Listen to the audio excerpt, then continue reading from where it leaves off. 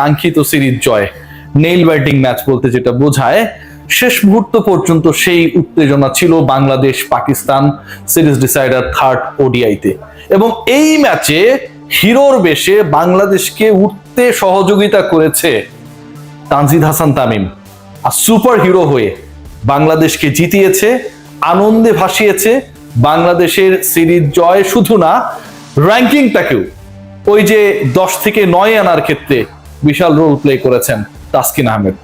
প্রত্যেকটা মোমেন্ট, একজনের শতক ছাপিয়ে আরেকজন ক্রিকেটারের 4 উইকেট কখন বড় হয়ে যায়, আর যদি খেয়াল করে দেখেন প্রত্যেকটা মোমেন্ট তাসকিন যেভাবে ক্রিয়েট করেছে। প্রথম স্পেলে এসেছেন, বাংলাদেশের এগেনস্টে পাকিস্তান ব্যাট করতে গিয়ে 17 রানে 3 উইকেট নেই, এবং প্রথম দুইটা তাসকিনের। রিজওয়ানকে যে ডেলিভারিতে বোল্ড করেছেন সেটা যেন এই পুরো সিরিজের সেরা ডেলিভারি। কোনোভাবেই তিনি রিড করতে পারেন নাই, প্যাডের ফাঁক, বল ইনসুইং হয়ে ভেতরে চলে গেল। খেয়াল করে দেখবেন যে সময়টায় আরো বেশি একটা টেনশন ক্রিয়েট হয়েছিল, যখন ওই ফাহিম আশরাফের সাথে সালমান আলী আগার পার্টনারশিপটা গ্রো করলো, তাসকিন আহমেদ এলেন তার সেকেন্ড স্পেলে, সেখানটায় এসে আবারও অসাধারণ ডেলিভারি, এবং এবার ফাহিম আশরাফকে ক্লিন বোল্ড করলেন তাসকিনের থার্ড শিকার। যখন মনে হচ্ছিল যে পুরো ম্যাচটা বাংলাদেশের হাত থেকে চলেই যাবে, সালমান আলী আগা স্টিল অ্যাট দ্য ক্রিজ, ঠিক সেই সময় তার তাসকিন তার চতুর্থ উইকেট নিলেন, এবং that was his last over. সেখানটায় আগা সালমানকে ফিরিয়ে নিজের চতুর্থ উইকেট, এবং একই সাথে বাংলাদেশের জয়ের পথে যে টেনশনটা ছিল সেটা যেন অনেকটাই কমিয়ে আনলেন speed star Taskin Ahmed, superstar of this match, game changer of this match. আর তানজিদ হাসান তামিম পুরো ম্যাচের চিত্রনাট্য বাংলাদেশের ফেভারে আনার ক্ষেত্রে, বাংলাদেশকে জেতানোর ক্ষেত্রে, এই ম্যাচটায় বাংলাদেশের স্কোরটাকে একটা স্মার্টেস্ট টোটালে নিয়ে যাওয়ার ক্ষেত্রে এককভাবে রোল প্লে করেছেন। 107 বলে 107, 7টা ছক্কা, 6টা চার, 4-এর থেকে ছক্কা বেশি মেরেছেন। স্ট্রাইক রেটটা এমন ভাবে মেনটেন করেছেন সেটা কখনো 100-এর নিচে যায় নাই। তার যদি ক্যারিয়ার স্ট্রাইক রেট দেখা হয় সেটাও আপনাকে অভিভূত করবে, এবং সেটাও ইন্টারেস্টিংলি 100+।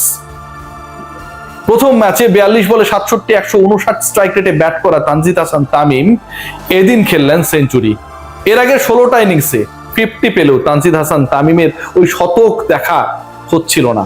আন্তর্জাতিক ক্রিকেটে প্রথম সেঞ্চুরি দেখা পেলেন সেদিন, যেদিন বাংলাদেশ পাকিস্তানের এগেনস্টে এই অসাধারণ ভিক্টরি রেজিস্টার করলো।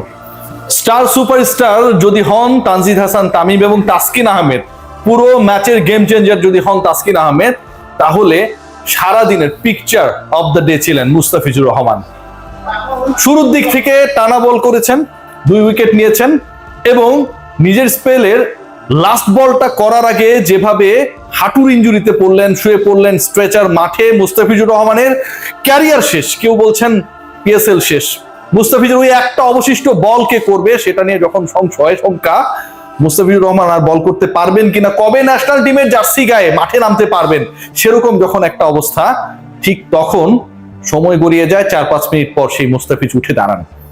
সবার মধ্যে একটা বিশাল স্বস্তি, দর্শকদের হর্ষধ্বনি মিরপুর শেরেবাংলা স্টেডিয়ামে, যারা বাংলাদেশকে, লাল সবুজের বাংলাদেশকে সাপোর্ট করতে এসেছিল, সেই মানুষগুলো তালি দিয়ে স্বাগত জানান। মুস্তাফিজ দাঁড়িয়েছে, এটাতেই তারা খুশি। সেই মুস্তাফিজের পরে বলও করেছে, সেই মুস্তাফিজের পরে তার সেই বোলিং প্রান্তে গিয়ে লাস্ট বলটা করেছে, এবং সেই বলে হারিস রৌফকে আউটও করেছে। 3টা শিকার। ভাবতে পারেন বাংলাদেশ যেন নিজেদের নিংড়ে দিয়েছে। তাসকিন, মুস্তাফিজ, রানা, তানজিদ হাসান তামিম, লিটন কুমার দাসরা নিজেদের নিংড়ে দিয়েছে। যারা গত 5 মাস ওয়ানডে ক্রিকেটের বাইরে ছিলেন, তারা নিজেদের নিংড়ে দিয়েছে বাংলাদেশকে জেতানোর জন্য। বাংলাদেশ পাকিস্তানকে হারিয়েছে, বাংলাদেশ পাকিস্তানকে হারিয়েছে এই মার্চ মাসে আরো একবার, যেই মার্চ মাসে পাকিস্তান বাংলাদেশের উপর হামলে পড়েছিল সেকেন্ড ওডিআই পরাজয়ের পর। সেই স্মৃতি যেন তরতাজা হয়ে ওঠে। আর তৃতীয় ম্যাচটায় বাংলাদেশ সেই জয় রেজিস্টার করার মাধ্যমে জানিয়ে দিয়েছে মার্চ মাসে বাংলাদেশ হারে না। মুস্তাফিজুররা আহত হবার পরও দাঁড়িয়ে ওঠেন সেই মার্চের চেতনায়। মুস্তাফিজুররা শেষ বলটা করেন, উইকেট নেন, দেশকে জেতান, র্যাঙ্কিং এর 4র্থ দলকে হারায়, এবং সেই পরাজয়ের মাধ্যমে বাংলাদেশ 4র্থ দলকে হারিয়ে পরাজিত করার মাধ্যমে তাদের র্যাঙ্কিংটাকেও আরো উপরে নিয়ে যান। বিশ্বকাপে সরাসরি খেলার যে শঙ্কা, যে সংশয়, যে অনিশ্চয়তা, সেটা যেন এক ফুৎকারে নিভে যায়। পরের সিরিজে নিউজিল্যান্ডের বিপক্ষেও এই বাংলাদেশ জিতবে সেই কনফিডেন্স দেয়। ভাবতে পারেন এই দলকে নিয়ে কত ট্রল হয়েছে, এই দলের ক্যাপ্টেনকে নিয়ে কত আলোচনা হয়েছে, অথচ ক্যাপ্টেন মেহেদী হাসান মিরাজ কি ইকোনমিক্যাল বলটাই না করেছেন। ক্যাপ্টেন মেহেদী হাসান মিরাজের দল সবশেষ দুইটা আন্তর্জাতিক সিরিজে ওয়েস্ট ইন্ডিজের পরে পাকিস্তানকে হারিয়েছে। Both the teams are better rank than Bangladesh. কি বলবেন? কিচ্ছু বলার নেই। এই বাংলাদেশ দলের আজকের স্কোয়াড নেই কত আলোচনা ছিল, সৌম্য সরকার কেন নেই? ডেফিনেটলি ডিজার্ভিং ক্যান্ডিডেট সৌম্য সরকার, কিন্তু যাদের উপর আস্থা রাখা হয়েছিল ওই ক্যাপ্টেন মেহেদী হাসান মিরাজের তো কলটা ছিল যে সাইফ এবং তার পার্টনার হিসেবে তানজিদ তামিম আজও খেলবেন, জুটি করবেন, ওপেন করবেন 105 রানের সেই জুটি, সেই ওপেনিং পার্টনারশিপটাই বাংলাদেশের জন্য ভিত্তি হিসেবে কাজ করে। মিরপুর শেরেবাংলা স্টেডিয়ামে দর্শকরা আসতে চায় না, বাংলাদেশের ক্রিকেটকে আর কেউ দেখতে চায় না। বাংলাদেশের ক্রিকেট যেন কারো কারো প্ররোচনায়, কারো কারো চক্রান্তে পচে গেছে, গলে গেছে। সেই বাংলাদেশ পাকিস্তানকে ঘরের মাঠে হারিয়েছে এমন এক উইকেটে, যে উইকেটকে আপনি বলতে পারবেন না যেখানটায় ধান ক্ষেত রোপণ করা হয়েছে এবং নিশ্চিত করার চেষ্টা করা হয়েছে যে বাংলাদেশ যেন যেভাবে হোক জেতে। মিরপুরের উইকেটের রং বদলেছে, কালো থেকে সাদা হয়েছে, বাংলাদেশের পারফরমেন্স উজ্জ্বল হয়েছে। বাংলাদেশ স্কোরবোর্ডে 190 রান দিয়েছে, বাংলাদেশের টপ 5 দারুণ ব্যাট করেছে।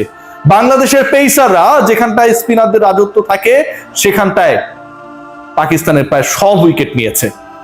তাসকিন আহমেদ, যাকে নিয়ে এত ট্রল, এত আলোচনা, তার মেদ বেড়ে গেছে, ক্রিকেটের প্রতি সিরিয়াস না, ব্যক্তি জীবনে তিনি খুব একটা শৃঙ্খলিত না, কত আলোচনা। সেই তাসকিন আজকে বাংলাদেশকে যেভাবে জেতাতে সহযোগিতা করেছেন, যেভাবে তিনি রিজওয়ানকে বোল্ড করেছেন, ফাহিম আশরাফকে ফিরিয়েছেন, সালমান আলী আগাকে যেভাবে তার ট্র্যাপে ফেলে আউট করেছেন, প্রত্যেকটা মোমেন্টকে, গেমের প্রত্যেকটা গিয়ারকে বাংলাদেশের পক্ষে শিফট করেছেন।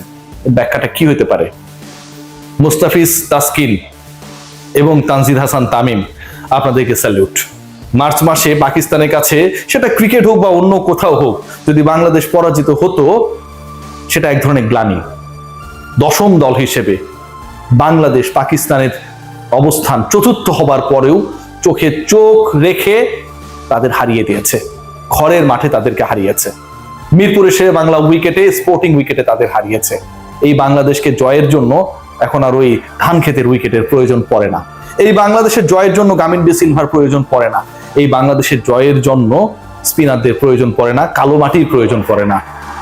প্রতিপক্ষকে হারানোর জন্য সেই সাহস, সে স্কিল এবং প্রত্যেকটা জায়গায় অদম্য মানসিকতা বাংলাদেশকে জিতিয়ে দেয়। মুস্তাফিজ যেভাবে লাস্ট বলটা করার জন্য উঠে দাঁড়ালেন, শেষ বলটা যেভাবে করলেন, স্ট্রেচারকে যেভাবে খালি হয়ে মাঠ থেকে ফেরত পাঠালেন, এটাই বাংলাদেশ। এই বাংলাদেশ হারে না।